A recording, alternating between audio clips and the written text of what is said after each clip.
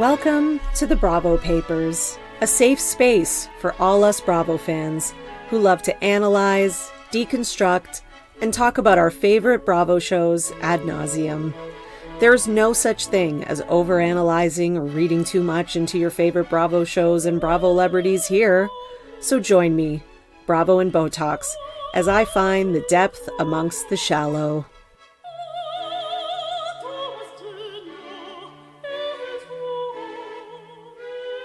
Hello, everyone, and welcome to another episode of the Bravo Papers Weekly News.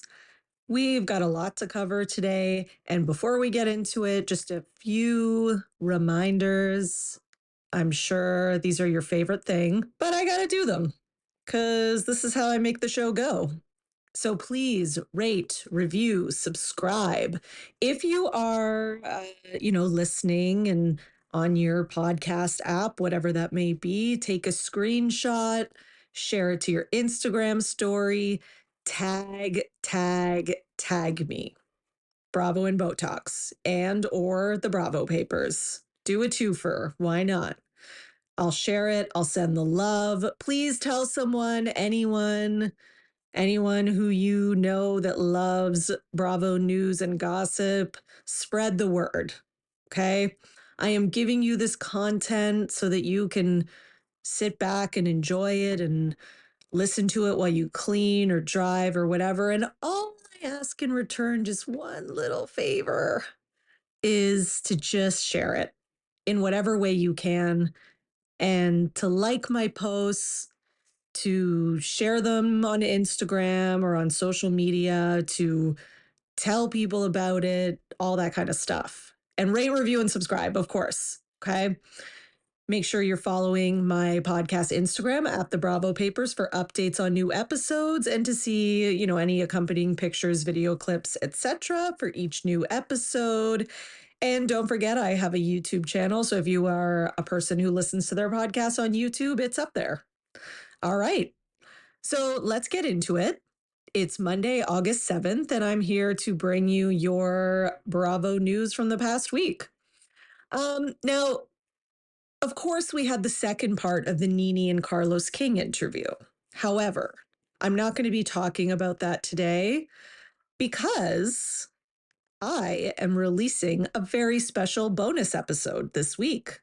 And that bonus episode is going to be all about the Nene and Carlos interview. Okay. I have a special guest, Kendrick from At Reality Comics 2. Okay. He loves Atlanta as much as I do. We're both Atlanta people. We love it. And, we dissect it all.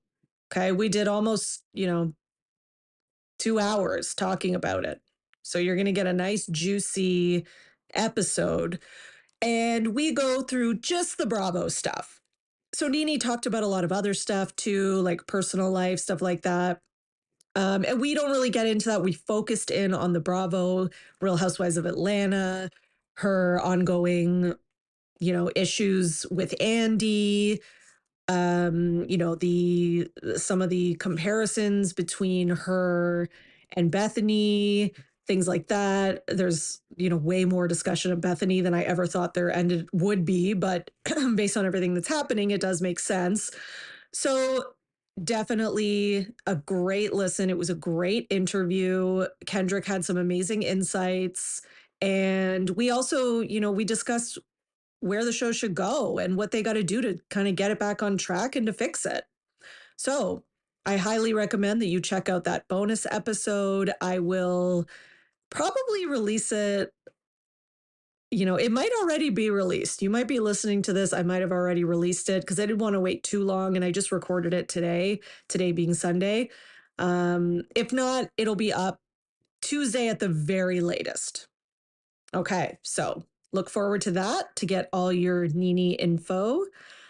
But we got to talk about Vanderpump Rules as usual because there is some news about that. Okay, so according to TMZ, it is a strong likelihood that Raquel is not returning. So apparently, this has come from cast members who say that, they haven't filmed with her. She hasn't been around. They've been filming since June.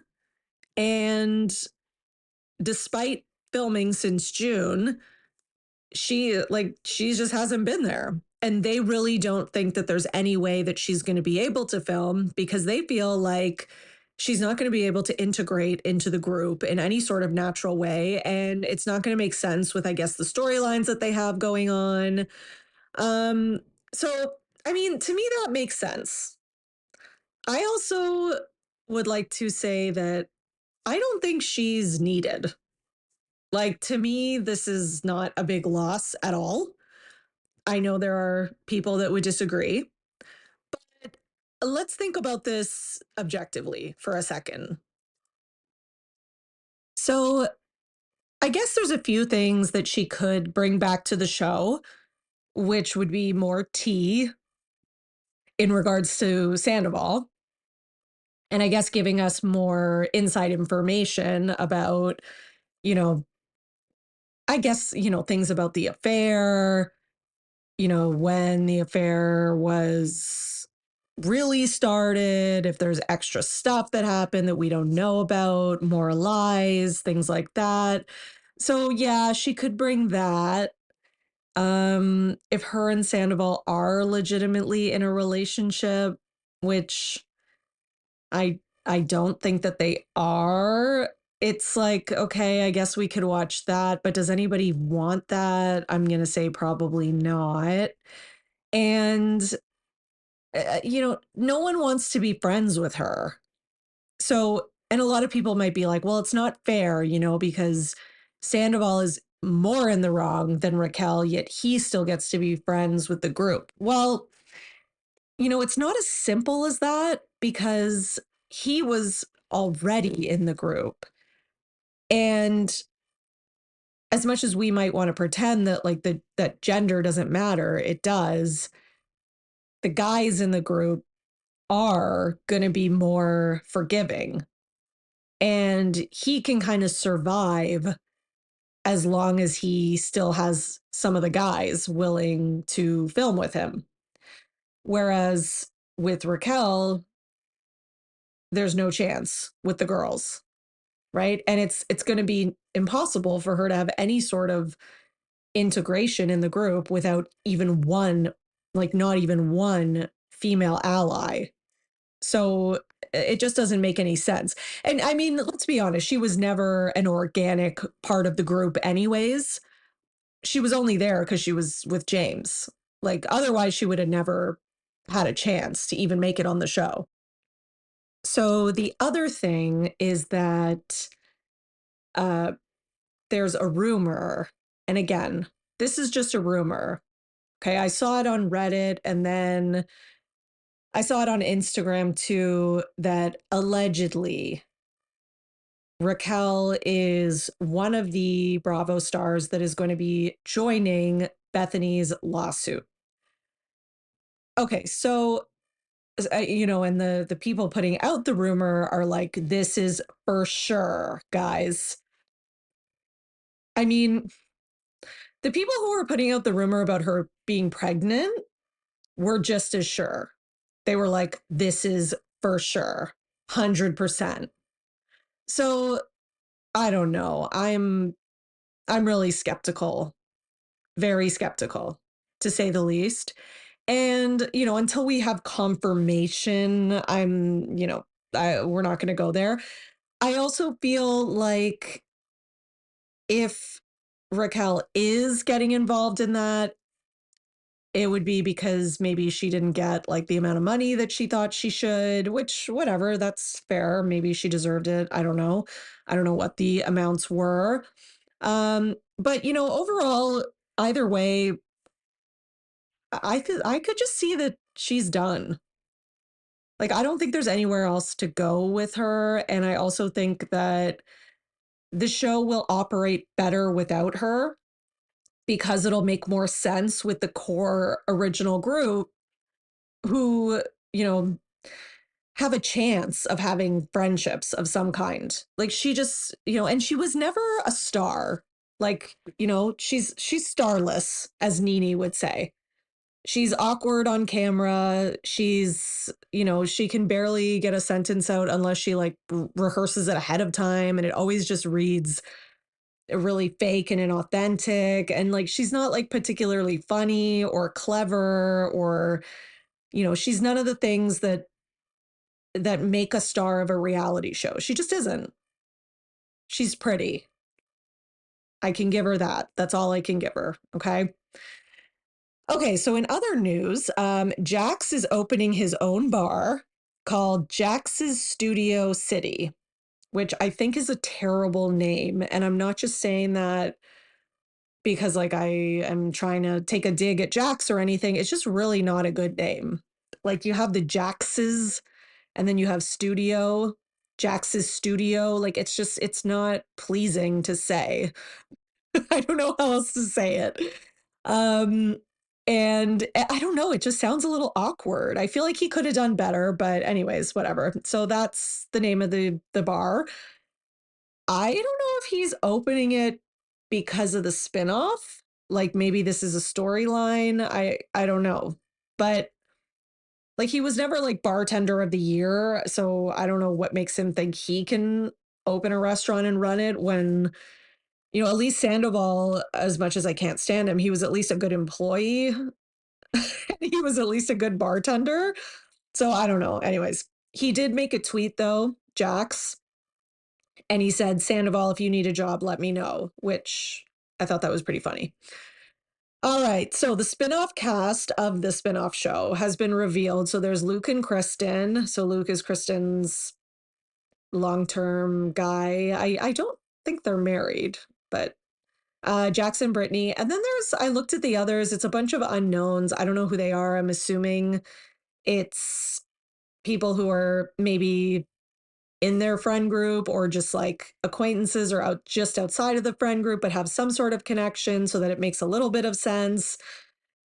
Because I would hope that they would try to keep it maybe as natural as possible. But that is yet to be seen.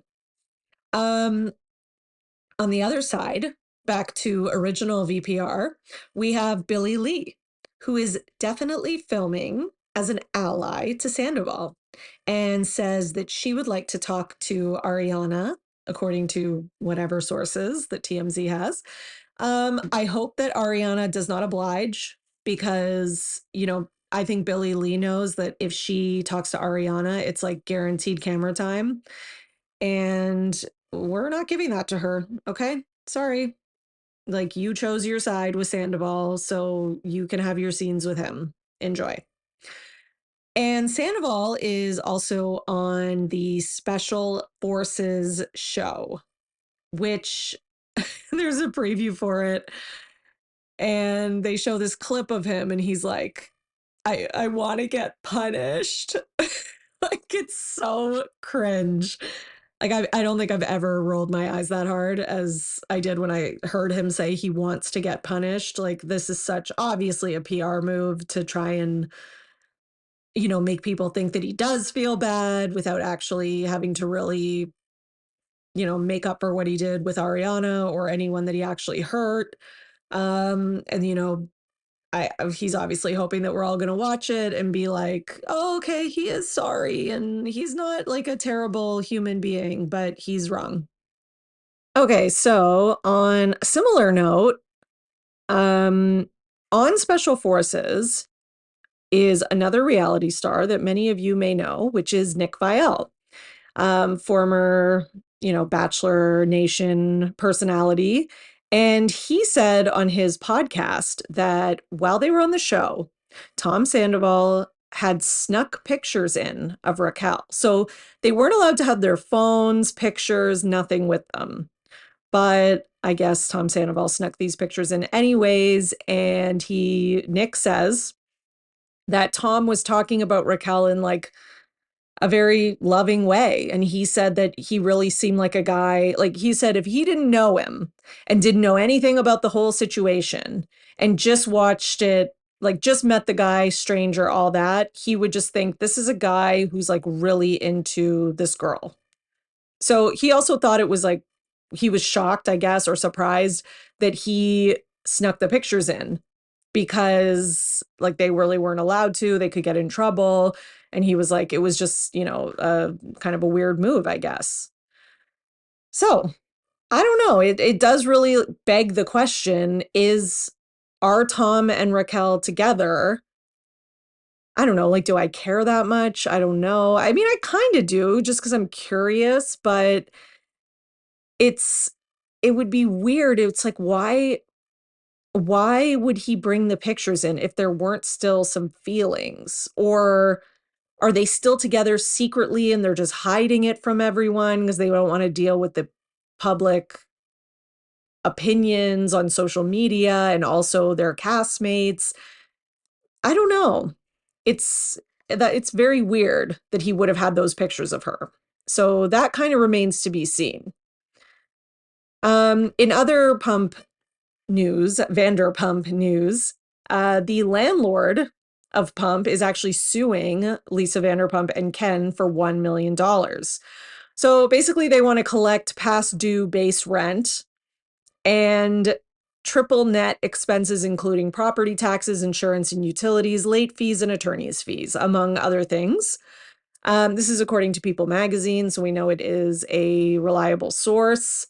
And basically, after they shut down Pump, Ken and Lisa failed to reassign or transfer the liquor license, so the new owners couldn't get started operating their restaurant, and the delay actually cost the landlords money. Now, Ken has responded and he basically says, like, this landlord was not the best, didn't give them any forgiveness during COVID, and then still has their olive trees and their chandeliers and stuff and we turned that place from like an empty car park into the beautiful venue that it is now. So I don't know. So Ken's kind of got his own perception of this. So we will see what happens with that. All right, let's do a Bethenny update because we have to. Um, so the letter, which I'm sure you've all heard about. This has been everywhere on entertainment news, on social media. So Bethenny's lawyers sent a letter to Bravo NBC. Okay. And it's a very, strongly worded letter, quote unquote. Um, making certain accusations against Bravo and NBC. And the letter just happened to get leaked to TMZ. Gee, I wonder how that happened.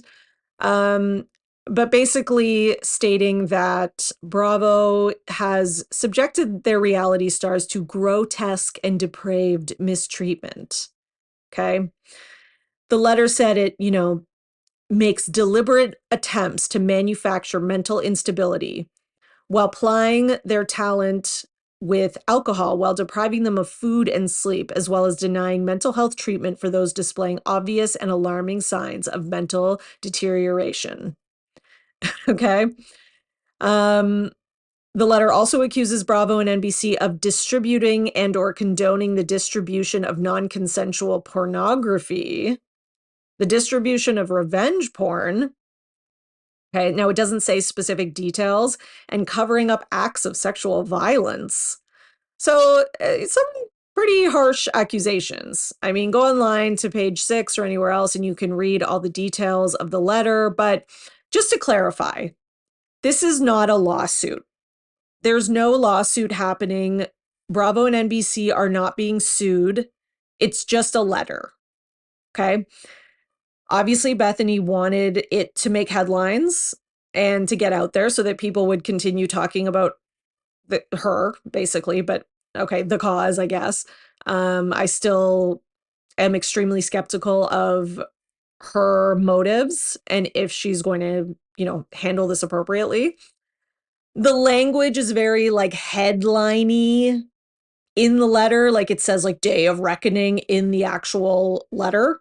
So it's basically, though, what the letter is saying is that Bethenny's lawyers are investigating, and please don't delete anything that you have, like footage, whatever, to NBC Bravo, because I guess what happens is that if once a letter like this is sent, if anything is deleted and then later found to be deleted in court, it would be assumed that whatever was deleted was something that would be detrimental to, in this case, NBC or Bravo.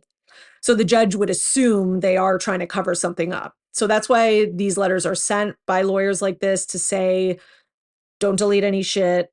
We're investigating. Okay. Now, from what I've read and heard from, people in the legal sphere who are also into Bravo, um, usually letters like this are meant to get a settlement so that it doesn't need to go to court. In this case, I think this was not for a settlement, but instead for media attention and because maybe Bethenny thought it could get her more people on her side. It could get her more reality stars on her side. She also loves sending letters. She does this. It's PR. It gets people talking. Like those are really the point. I don't know if she's going to continue going, but I didn't originally think she would even go this far, so time will tell. Um, Now, she also did a TikTok where she tagged a number of reality stars. She tagged Snooki, Joe Frost, Caitlin Bristow, Stassi, Heidi Montag, Sandoval, Hannah Berner, Paige DeSorbo, Chrissy Teigen, Jenny Farley, and others. In her interview on Entertainment Tonight, she said she's um, got a message. So those are the words, quote unquote, got a message from, and then she listed Hannah Berner, Caitlin Bristow, JWoww, Chrissy Teigen, people from Love is Blind, people from Below Deck, people from Summer House, people from Vanderpump Rules, Bachelor, Bachelorette, Paige DeSorbo. And she said, these are the people that are messaging me back. So she leaves it quite vague. I mean, messaging me back, that could mean a million things. She could have been like, do you agree that you should get residuals? And Paige could have been like, yeah. That doesn't necessarily mean that Paige wants to get in on the lawsuit, or does it mean that Caitlin or Hannah or anyone else wants to be involved in this whole thing? That I think she's leaving more vague on purpose, which I mean, I guess that's smart because you don't want to like show your whole hand to Bravo NBC, right? So she says she has over like 80 people, I think it was, or something like that, who are quote unquote interested. Again, whatever that means, that could mean a lot. It could mean nothing. So it's really hard to say. But I was a little like, wow, when she named Paige. Okay. Because think about all the people that I just listed. There is not one person who is currently employed by Bravo except for Paige. Oh, sorry, Sandoval. Okay, so Sandoval was tagged, though. He wasn't named in the ET interview. So in the ET interview, Paige is the only one that was named. And I am dying to know if Bethenny had her permission to name her, or if she even knew that, maybe she sent Bethenny a message, and if she even knew how it was interpreted by Bethenny or that Bethenny was going to be using it in this way. Because she's on like 3 Bravo shows. And like this is her bread and butter. Like she makes money off her company with her influencing, don't get me wrong. But like her and Craig are like deep in Bravo, especially I would say Craig even more. So I was shocked by that. I would love to be a fly on the wall with Paige talking to Craig about this. My God. Anyways, so we'll see. Okay. So continued though, she also mentioned that Andy is very involved in negotiations and that he's knowledgeable about everything. So she just wants to make sure that we all know that, Andy's a part of this. He's not innocent. Because to me, I still think a lot of this is about her being pissed off at Andy. All right, so let's talk about Kyle Richards and the Real Housewives of Beverly Hills for a bit, but really more about Kyle. Um, Kyle, okay, all of a sudden, TMZ put out a story. This was like a week ago, saying that Kyle is producing a documentary on Morgan Wade's life. I think this is such BS.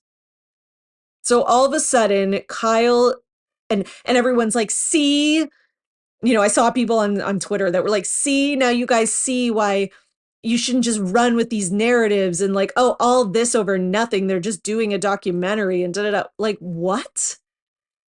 So Kyle is randomly happens to be producing a documentary of some unknown country star who no one's ever heard of until basically now. Like, what? It makes no sense. Like, yes, I guess anything's possible. Of course, is there a chance in hell? Yeah, there's a chance in hell, but it's very convenient.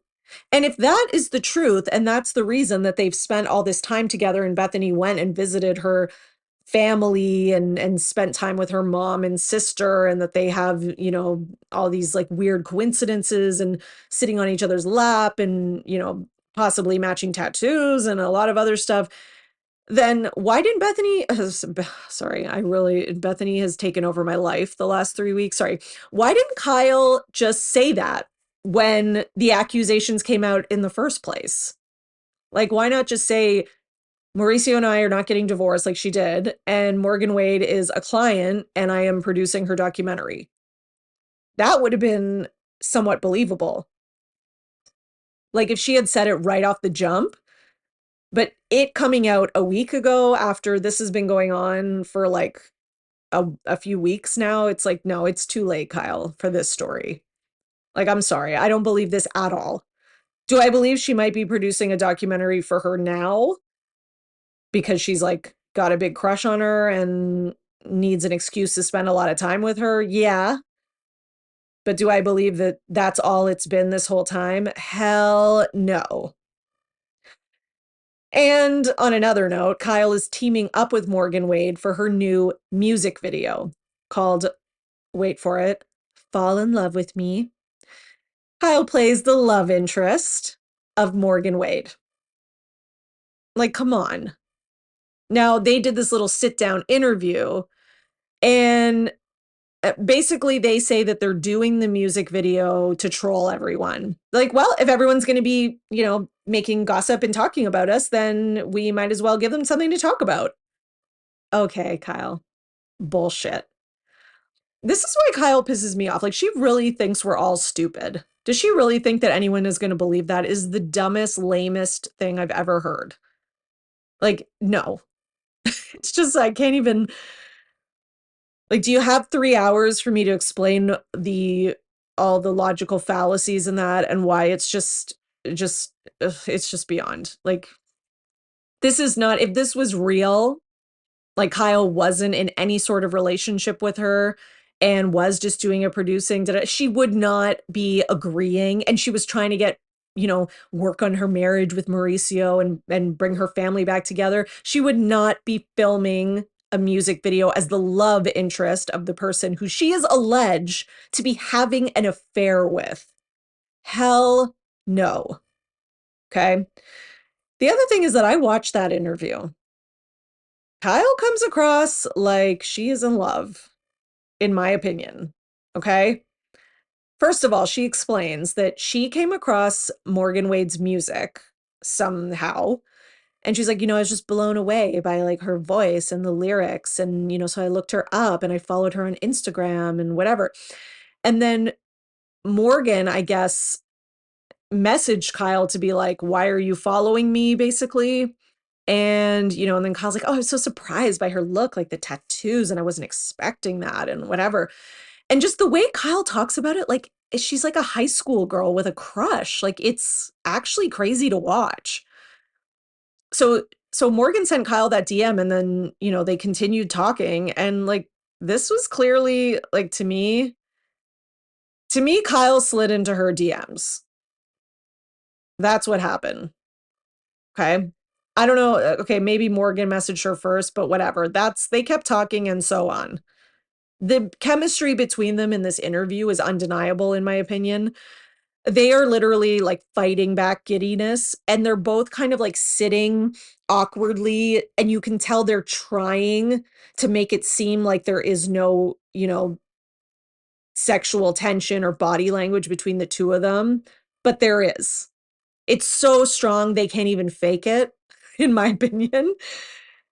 Like, it's like they're trying not to be coupley, and it's just not working. So, I don't know. The whole thing is just getting like the whole situation is just I would be like, I am so down for Kyle to be like, screw you, Mauricio. I'm sick of being cheated on. I'm coming into my own new phase of life. I'm doing my own thing. I've met someone else. We have like a really, we have, i- she emotionally fulfills me, like the psychic said, whatever. I'm down with that. But all this like gaslighting of us and her acting like we're the idiots for believing it when actually people who have put this together have actually done a good job and used a lot of clues and, have thought critically about this. So we will see. We will see what happens. I feel like sometimes when you're young and you like someone so much, you can't stop talking about them. Like they're all you want to talk about. It was like when Teresa first started dating Louis, like she was like constantly talking about the pineapples and the like, despite what anyone might say about Louis, like she was like giddy. You know what I mean? She was like head over heels. Like that's how Kyle kind of feels. And I feel like Kyle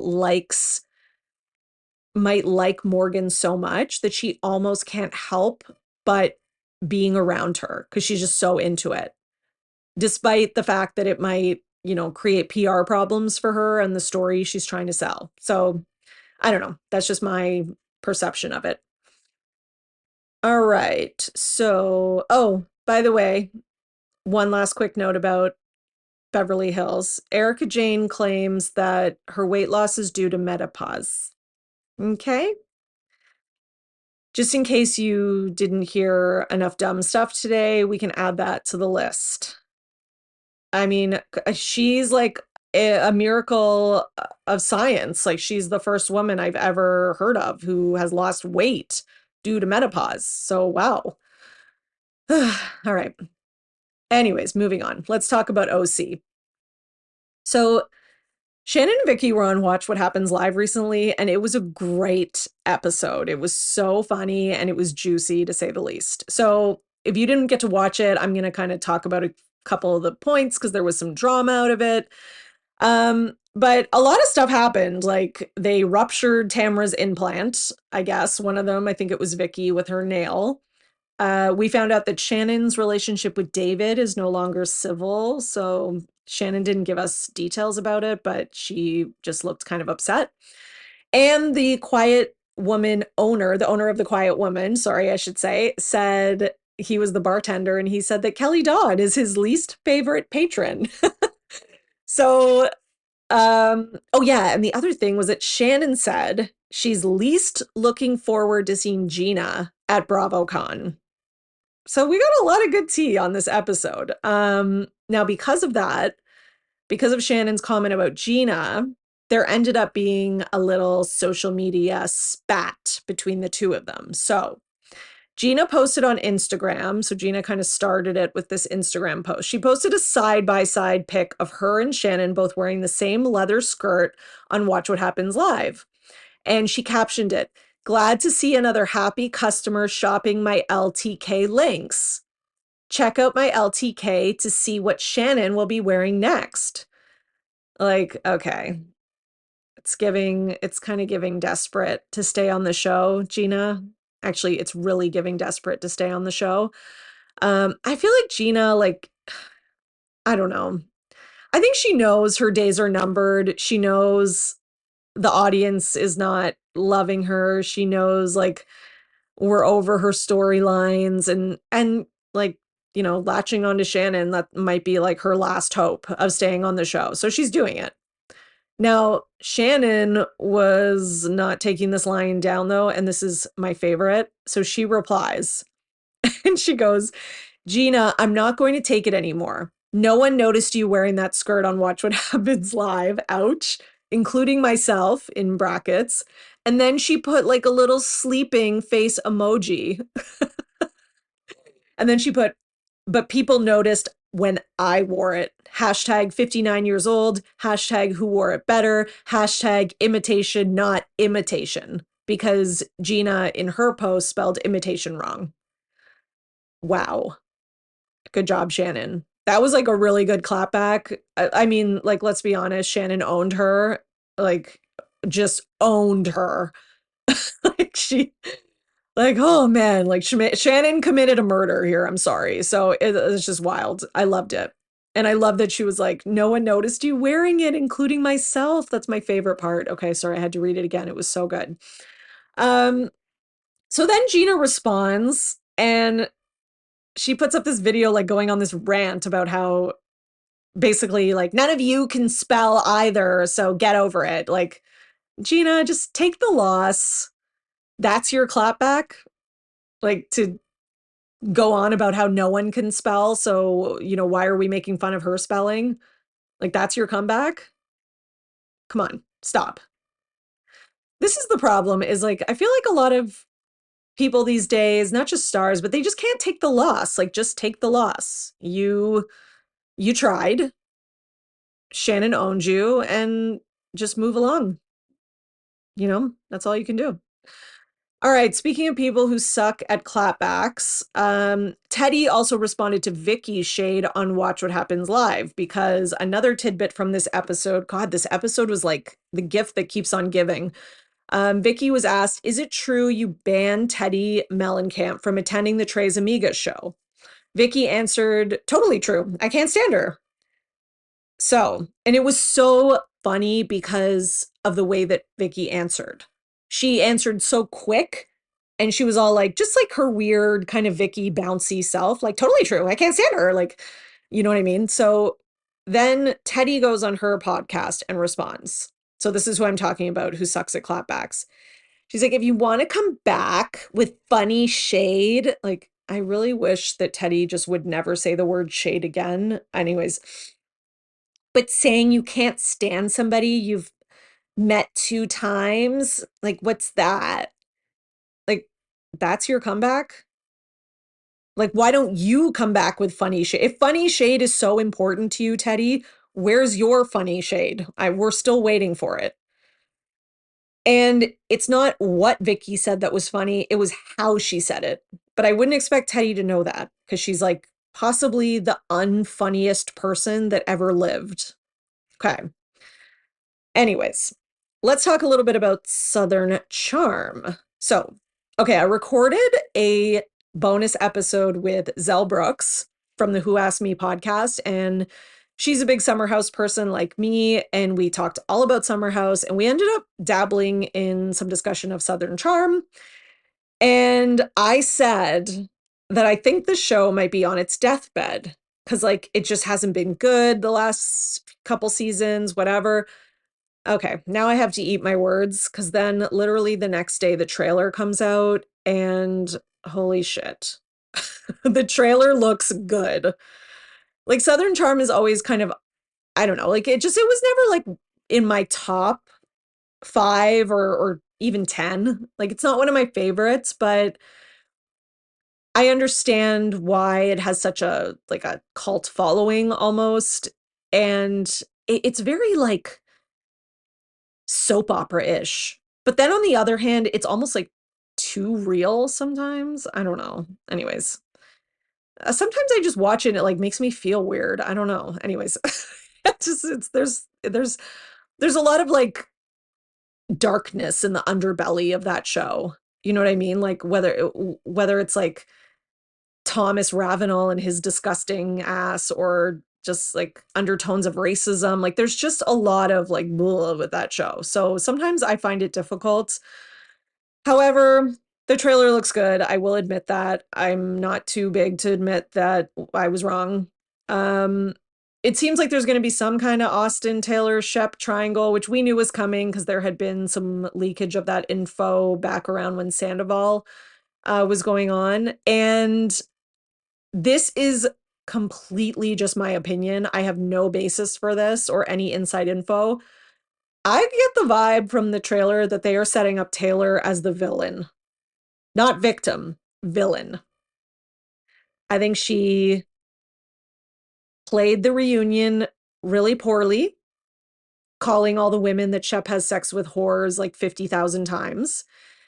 And I think they're going to kind of put her into like a sheep or a wolf in sheep's clothing kind of role.